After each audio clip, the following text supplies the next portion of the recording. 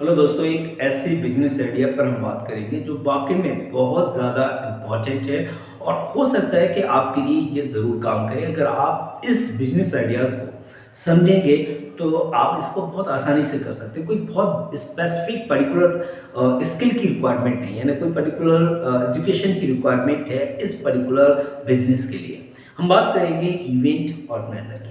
अगर आप event organiser बनना चाहते हैं तो आप कैसे बनेंगे, क्या क्या ज़रूरी चीज़ें हैं और क्या कैरियर अपॉर्चुनिटी है, कहाँ कहाँ आप अपनी इवेंट को ऑर्गेनाइज कर सकते हैं। साथ ही साथ हम बात करेंगे अगर आप अपना इवेंट सक्सेसफुल बनाना चाहते हैं तो आपको किन किन चीज़ों पर ध्यान रखना चाहिए। तो कई सारी चीज़ें इस पर डिस्कस करेंगे। अगर आप इवेंट ऑर्गेनाइजर बनना चाहते हैं तो वीडियो के लास्ट तक बने रहेगा, हर एक चीज़ पर डिस्कस करेंगे। फिर भी अगर आपका कोई डाउट हो तो आप हमें कमेंट बॉक्स में कमेंट जरूर करिएगा। कोशिश करेंगे कि आपकी प्रॉब्लम्स को, उन क्वेरीज को रिजॉल्व कर पाए। सबसे पहला जो इम्पोर्टेंट क्वेश्चन बनता है कि इवेंट ऑर्गेनाइजर कैसे बने।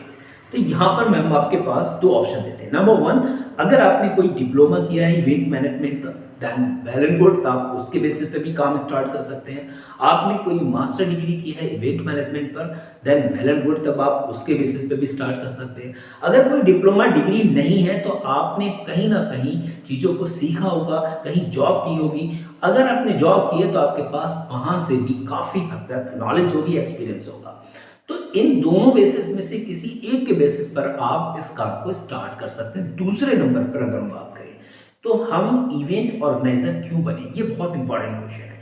अगर आपने नॉलेज है इस फील्ड की, आपने काम किया है, तो आपको पता है कि इसमें कितना फायदा है, कितना प्रॉफिट है।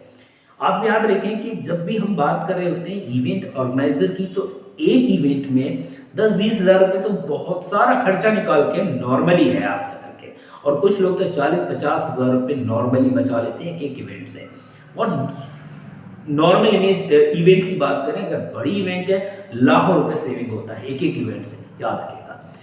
अब बात आती है कि अगर मुझे इवेंट ऑर्गेनाइजर बनना है तो इसमें कैरियर अपॉर्चुनिटी क्या है, उस पर हम बात करेंगे। आपको पता है कि अगर घर घर में आप देखें तो बर्थडे सेलिब्रेट होता है, एनिवर्सरी सेलिब्रेट होती है ना, आए दिन वेडिंग पार्टीज होती हैं, आप वेडिंग फंक्शन होते हैं, तो उनको आप देखें, टारगेट करें। बहुत सारे बर्थडे हैं, उसमें बहुत ही मिनिमम रेंज पर आप उनको ऑफर कर सकते हैं।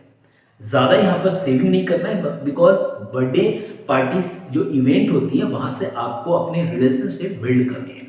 कम पैसा यहाँ पर अर्निंग करने की सोचिएगा और आप अपने रिलेशनशिप बिल्ड करें, क्योंकि इन्हीं घरों में शादियाँ होंगी, इन्हीं घरों में आपको जो अवार्ड फंक्शन वाले कहीं ना कहीं मेंबर्स मिल जाएंगे, कॉर्पोरेट मीटिंग्स भी यहीं कहीं मिलेंगी। तो आपके जैसे जैसे कॉन्टैक्ट शेयर होंगे, आपको बहुत सारे ऑप्शन मिलते चले जाएंगे।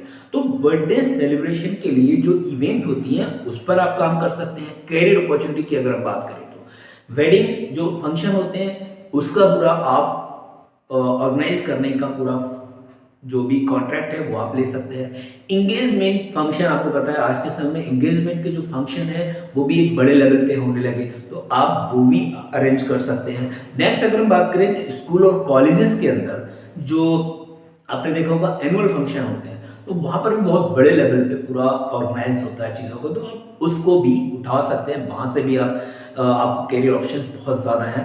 अगर हम बात करें अवार्ड फंक्शन की, तो आपने देखा होगा जनरली जहाँ तक अवार्ड फंक्शन होते हैं, तो उन फंक्शन को आपको क्या करना है ना, लोगों से ज़्यादा मिलना, अपनी बात पहुँचानी। जब लोगों को पता चलेगा कि आप इस सर्विस को, इवेंट ऑर्गेनाइजर आप हैं या इवेंट सर्विसेज को आप प्रोवाइड कराते हैं, तो आपके पास ऑटोमेटिकली कॉल आना स्टार्ट हो जाएंगे।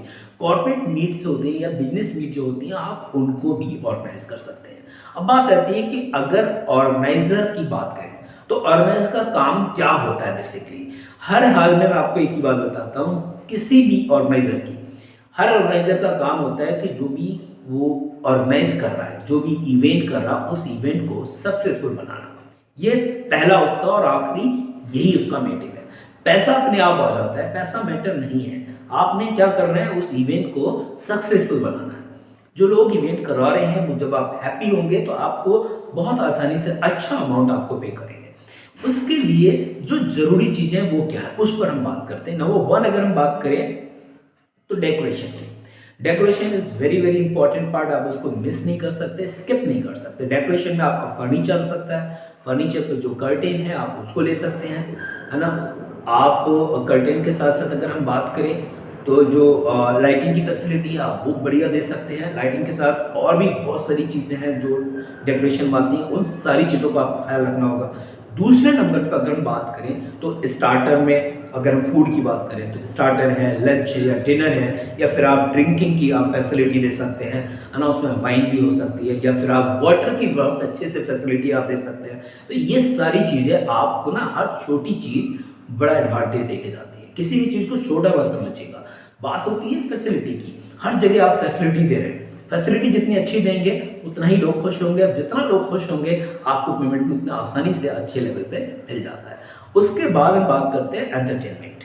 अगर नाइट में फंक्शन है और एंटरटेनमेंट ना हो तो ये तो बिल्कुल मज़ा नहीं आएगा। तो एंटरटेनमेंट की फैसिलिटी आपको करनी पड़ेगी। एक मे बी कोई सिंगर हो सकता है, मे बी कोई डांसर हो सकता है, तो इस तरीके की आप फैसिलिटी वहाँ पर ज़रूर रखें। नेक्स्ट अगर हम बात करें जो वेटर टीम होती है, ये बहुत इंपॉर्टेंट है। आपको पता है कि अगर बहुत कुछ अच्छा हो, खाना बहुत अच्छा है, लजीज खाना है, लेकिन लोग नहीं है जो उस सर्विस को अच्छे से दे सके, तो आप ये समझे कि वो उस अच्छे खाने की भी वैल्यू खत्म हो जाती है।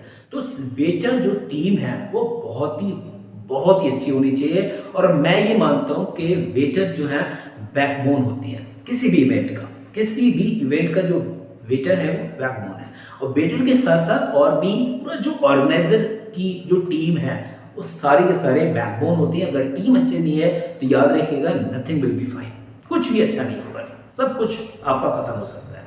नेक्स्ट अगर हम बात करें इसके बाद मोर देन कमिटमेंट, इसको हमने यहाँ पर काउंट किया गया है। जो कमिटमेंट आप पार्टी से कर रहे हैं, ओनर से कर रहे हैं, उससे ज़्यादा आपको देना है। अगर आपने उससे कम दिया तो आप याद रखिएगा बहुत लॉन्ग टर्म आप बिजनेस को नहीं रन कर सकते। जितना आपने कमिटमेंट किया उससे ज़्यादा आपको देना है, तभी आप उसमें आगे तक जाएंगे, आपको कोई रोक नहीं सकता। दूसरा अगर हम बात करें बजट, आप प्लान कर सकते हैं, उस बजट को आप पार्टी को दिखा सकते हैं, बता सकते हैं कि ये एक पर्टिकुलर बजट है, इससे थोड़ा बहुत ऊपर नीचे हो सकता है, लेकिन ये नहीं है कि आपने बजट दिया है 50,000 का और फंक्शन जा रहा है 1.5 लाख पे, तो फिर वो बहुत दिक्कत हो जाएगी, डगमगा जाएगा।